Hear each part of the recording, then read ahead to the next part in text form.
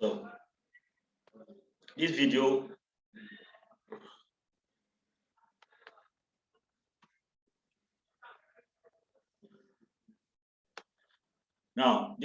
talks about the entire input and output of computer system. That's just what they're showing you. So in this diagram, we're showing you what you're about to learn, okay? You're about to learn a complete personal computer hardware, both hardware and software is what we're going to learn. So this video is just to illustrate to us, to let us know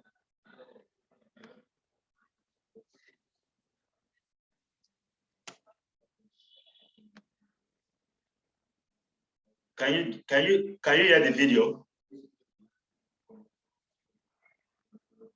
No, sir. No, the video has no audio. Okay, so it doesn't have an audio. Okay.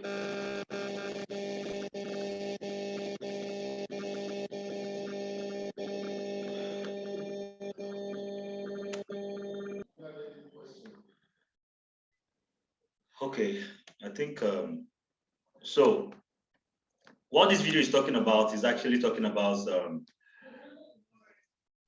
the computer system, introducing the computer system, the input and the output, okay, of a computer system. So that's what it's just talking about. And at the end of the day, it shows you some of the parts, okay, how the part is being assembled,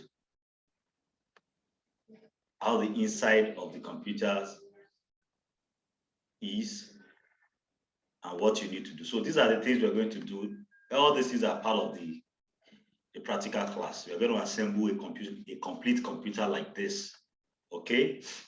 And you will be able to understand how to run the operating system, how to install operating system easily, okay? So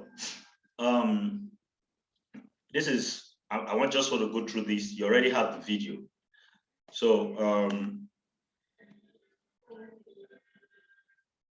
this is the power of a computer system. And now we want to talk about ESD, the electrical safety of a computer system, is what we want to talk about. The electrical safety of a computer system.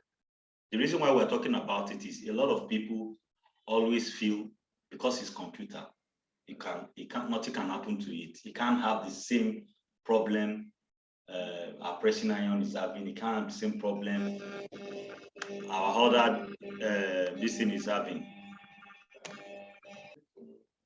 Please let's mute all our this is so we don't distract. We don't have much time. So electrical safety. The first thing you need to know is this. Number one is your printer. A lot of people don't know printer you see that you use in your house or you use in your office is actually having high voltage components. Okay, so printer is number one. It has a very high voltage component. So number one thing you have to understand about printer is the power goes directly. Electrical devices have certain power requirements. AC adapters are manufactured for specific laptops. Okay, so exchanging AC adapters with a different type of laptop or devices may cause damage to both the AC adapter and the laptop. Now, AC means alternate current, okay? AC means alternate current. Now, this is how it works. When you buy your laptop always comes with a cable. That cable is like an adapter, okay? Sometimes when you hold it, it's always very hot, especially when you plug it. That adapter, okay, has what we call volt. There are some that are 15 volts, there are some that are 17.5 volts, there are some that are 20 volts, there are some that are 19 volts.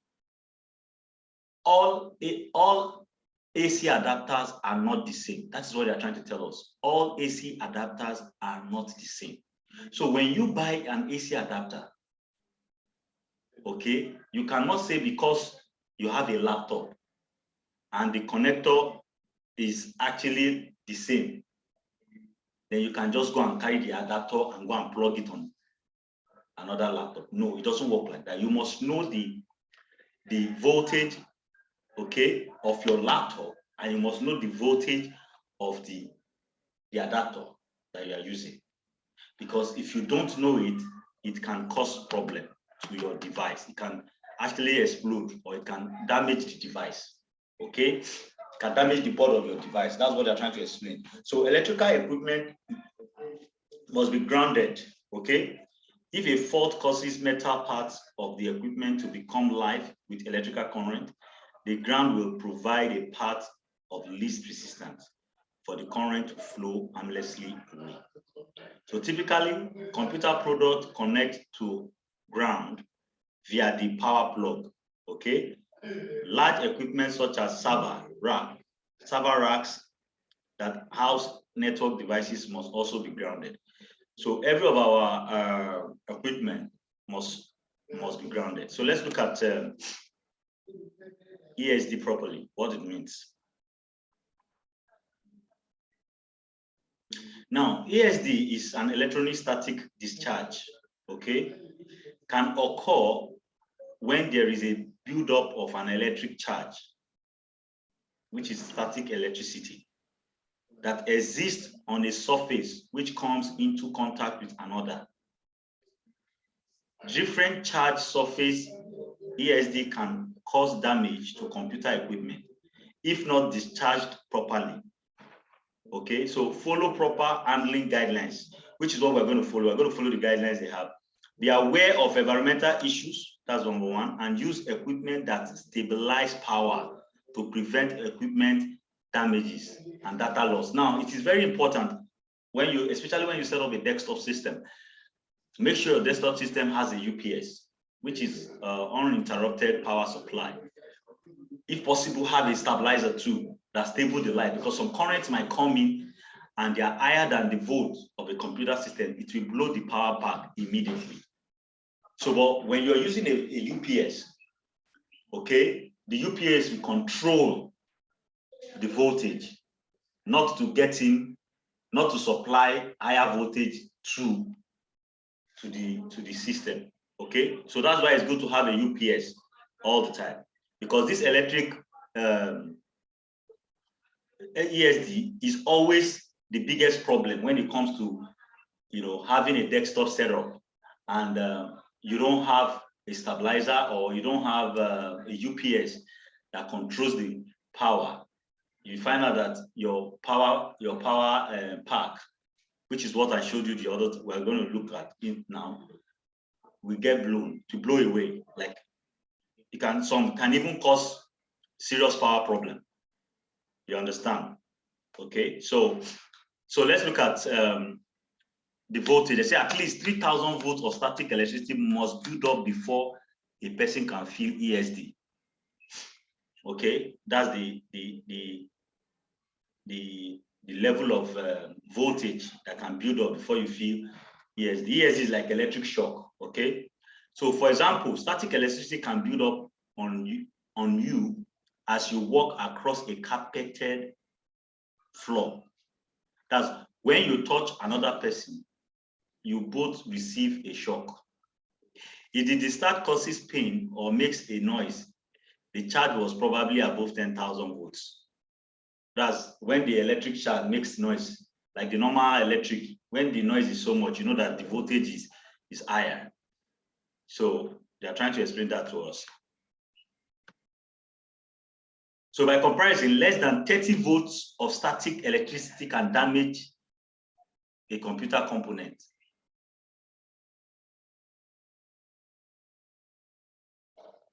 Less than 30 volts of static electricity can damage a computer component.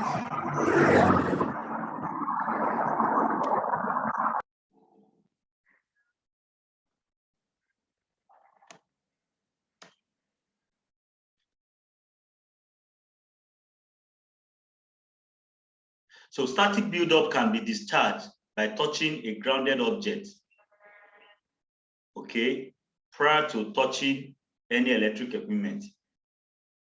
Okay, this is called a self-grounding. So ESD can cause permanent damage to electrical components. Okay, so follow this recommendation to help prevent your ESD damage. So how do you prevent it? One, keep all components in anti-static bags. Okay.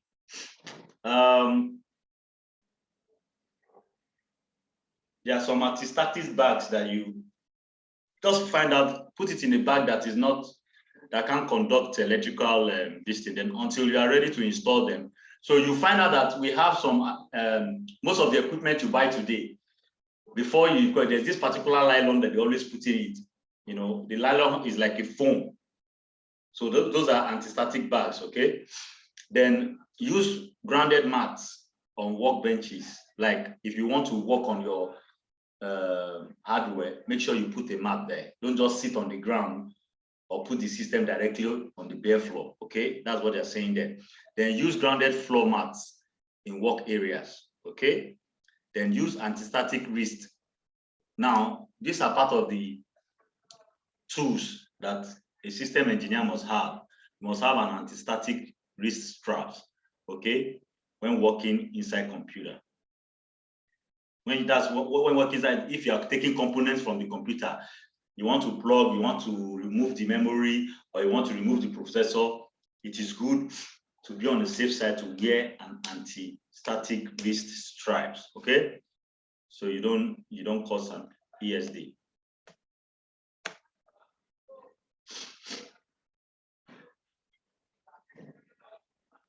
So we actually did this one last week, so I don't want us to waste time on it. Each group can actually, on your own, you can check out. I'm just reviewing this because some of you said you didn't really understand the class. All right, we're coming to cases now.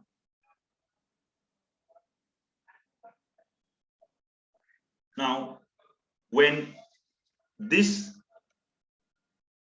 diagram you're seeing, you see that these are empty.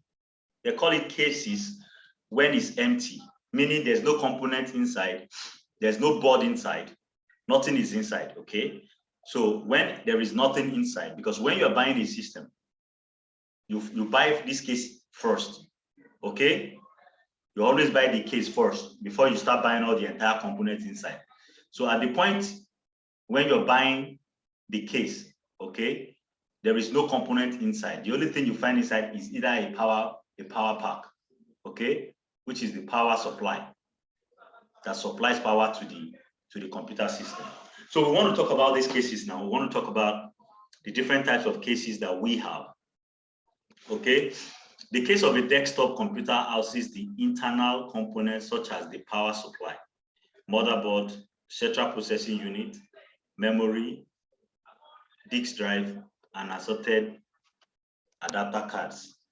Cases are typically made of plastic, steel, or aluminum and provide a framework to support, protect, and cool the internal components. So a device form factor. Now, why do we call it a device form factor? Another word for device is hardware. Okay, another word for device is hardware. Then form factor is like when you're saying types. Okay, form factor is when you're saying types. Okay, so, or let's say size. Okay, so now a device form factor refers to its physical design and look. Desktop computers are available in a variety of form factor, including, okay, that's the type or size. So we have the horizontal case. This is the horizontal case. Horizontal cases are computers, or sorry, are cases that you put a computer on it. I know most of us must have seen it. This is how the case is. It's called horizontal case. Okay, this computer case is horizontally oriented on the user desk with the monitor often positioned on top. Okay, then we have the full-size tower. This is the full-size tower, the one standing. You know, this one always has space. Okay, it always has space. This vertical oriented case is typically located on the floor under or beside a desk or table. It provides room for expansion to accommodate additional components such as disk drives, adapter cards, and more. Okay, so then we have the compact tower. We have the compact tower. Okay, now the compact tower is a smaller version of full-size tower and is commonly found in the corporate environment. Okay.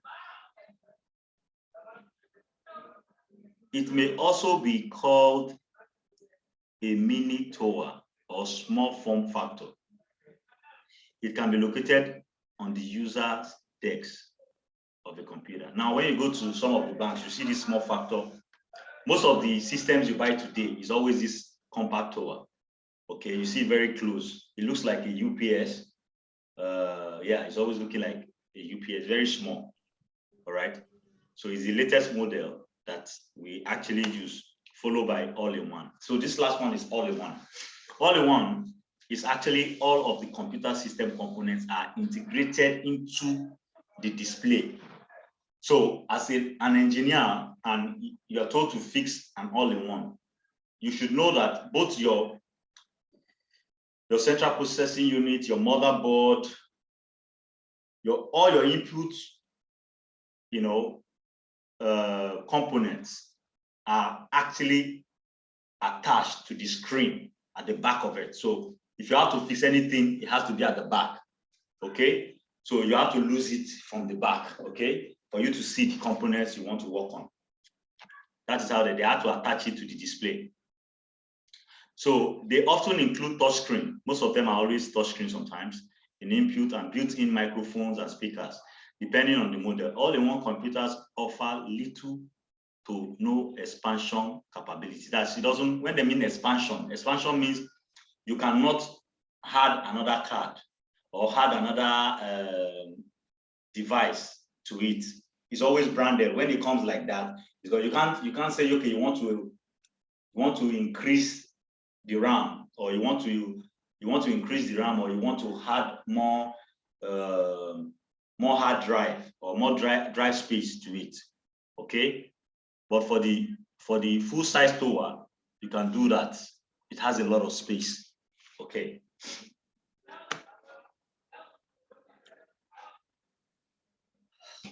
So we want to talk about power now. We've talked about case. Case is the first. The case is the one that houses everything. Now we want to talk about the power. Most times when you buy a case comes with a power pack. They call it power pack or power supply.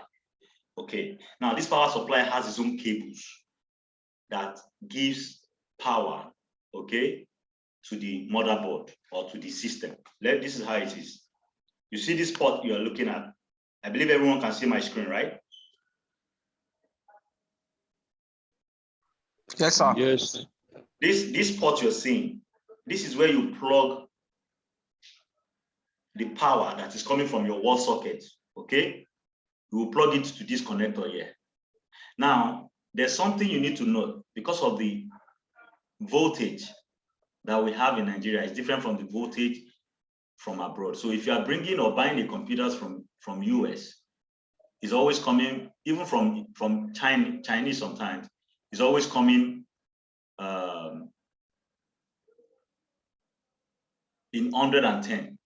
So there's this red thing you see here.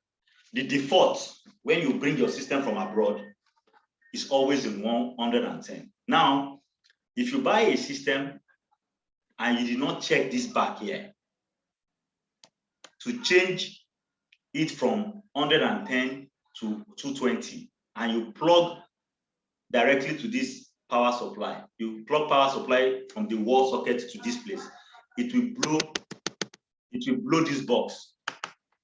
Okay, it will spoil all, it will damage all the capacitor inside. So it is important, before you do anything, you must come to the back to make sure you change from 110 to 220. Please, this is very important for all engineers. Very, very important. So, how do you change it? We can't hear you clearly. What did you say? I said, how do we change it? Is it that is it something you need to buy something to fix, or no. switch? You don't need to buy you don't need to buy anything. You don't need to buy anything to fix. You just click on. It's already there. It's like you are using a button to change, as if you are switching on your bulb in the house. Okay. That's how it is. You just move it to 220. That's all. So you don't need to buy anything to fix. All right. So electricity from wall sockets is provided as alternating current, which is what is coming from your wall is alternate current. And however, all components inside the computer requires direct current power, which is DC. DC is lower, those that uses capacitor, lower capacity, you know. So to obtain DC power, computers use a power supply. This is why we're using this power supply, okay? As shown here, to convert AC power into a lower voltage DC power. Okay, so we're going to talk about different types. We have the advanced technology, which is the old technology. This is the original power supply for legacy computer systems, now considered obsolete. That's the first set of computer that came with that technology. Then we have the AT extended. This is updated version of the AT, which is obsolete as well. We don't use it anymore. So the two key ones that we use today is the ATS 12 volt. This is the most common power supply on the market today. It includes a second motherboard connector to provide dedicated power to CPU. There are several versions of ATS 12 volts available. Then also we have the EPS 12 volts, okay? This was originally designed for network servers. So you find this ATS 12 volt on desktops, while you find the EPS 12 volts on most network servers in the office, all those big network servers that you have. That's when that's the kind of power you find, okay? But it's now commonly used in high-end desktop models. That's the latest models. You find them in most of the latest models. What differentiates them is the connectors, okay? Is the connectors we have. So let's move to the connectors. Now, that power supply has its own connectors. So these are the connectors, okay? This is the amount of those connectors. So we're going to talk about the connectors. The power supply includes several different connectors as shown here. These connectors are used to power various internal components, such as the motherboard and disk drive. The connectors are keyed, which means that they are designed to be inserted in only one orientation. So we're going to talk about the connectors. This is the first one. We have the 20 pin or 24 pin. This is 20 pin. If it's 24, it's going to be extra. You have this extra one on it. So if you find the 12 volt, if you find the 12 volt power supply, it always comes with this 20 plus and 4 pin. Okay, so a 24 pin connector has 2 rows of 12 pins each, while the 20 pin connector has 2 rows of 10 pin each. All right. So we have the SATA. This one is for the drives. So most of the hard drive today are already using it. So connector is wider and thinner than a Molex connector. That's how the mount is. What you're seeing in this diagram is what you see physically, okay, when you're doing the practicals. So then we have Molex. Molex is not being used these days. Some people still actually sell hard drives with Molex, but most hard drives don't use Molex anymore. They use this SATA. Okay, so when you're buying, because SATA has higher gig, 500 gig is SATA. You can't see Molex with 500 gig. It's not possible. Molex, you can find Molex 40 gig, 80 gig. Okay, those are the ones that use Molex. So most systems today don't use 80 gigs. They use more than. So it's SATA you find in all those systems. So when we're doing the practicals, we're all going to see all these cables I'm mentioning. Then we have a BERT connector. BERT connector is actually used for 4 pages. So most times it's not relevant because it's for floppy. We don't use floppy disks anymore. Then we have the 4-pin to 8-pin auxiliary power connector. This auxiliary connector controls the power LED in the computer, okay? The same thing to this PCI, okay? You find them there too on the system, on the power supply. They control the power LED of the computer. Now, all these LED connectors you're seeing, by the time we get to the motherboard, or when we are doing the motherboard, you see the position and where all these connectors are going to be plugged into or keyed into, okay? So this is just introducing the connectors so you can identify the connectors.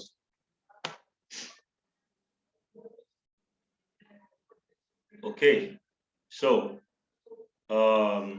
this is power supply voltage. The power supply voltage, okay? The power supply voltage, that's the power supply voltage is what we want to talk about. We've talked about the connector now. You can see the diagram here now. You can see all those connectors. So then I want to explain to us what they are supplying and how they are being supplied. So the different connectors also provide different voltages. Now, the most common voltages supplied are 3.3 volts, which goes to the components. Then there's 5 volts too, that goes to the components, and 12 volts, okay? The 3.3 volts and 5 volts supplies are typically used by digital circuits, like anything you plug on the board, on the components, or the motherboard, or digital circuits, they always use 5 to 3.3 volts. But anything you plug to the disk drive, or anything that has a rotor, like the hard drive or the CD drive, they use 12 volts. So the connectors that go to your disk drive, that go to the SATA drive, that go to those connectors use 12 volts. Okay, we're going to explain it further when we're doing when we get to motherboard. So power supplies can also be single rail, dual rail, or multi-rail. A rail is the printed circuit board, which is PCB, inside the power supply, to which the external cables are connected. Okay, a single rail has all of the connectors connected to the same PCB, while a multi-rail PCB has separate PCBs for each connector. Okay, so for every printed circuit board, in the practical, by the grace of God, when we're having a practical, I would like you to see the inside of those powers. So you can see the components inside, the capacitors and everything. Now, we don't repair, before we normally do that, but now we don't repair those capacitors anymore. So once your power gets bad, you just go and replace it, okay? Because by the time you start using soldering irons on all the power capacitors, it affects the system, okay? So please note that it's very important. So a computer can tolerate slight fluctuations in power, but a significant deviation can cause the power supply to fail. So yes, if you fluctuate slightly, yes, the computer can still, but when it deviates totally, the power will go off directly. So that's why it's very important to use your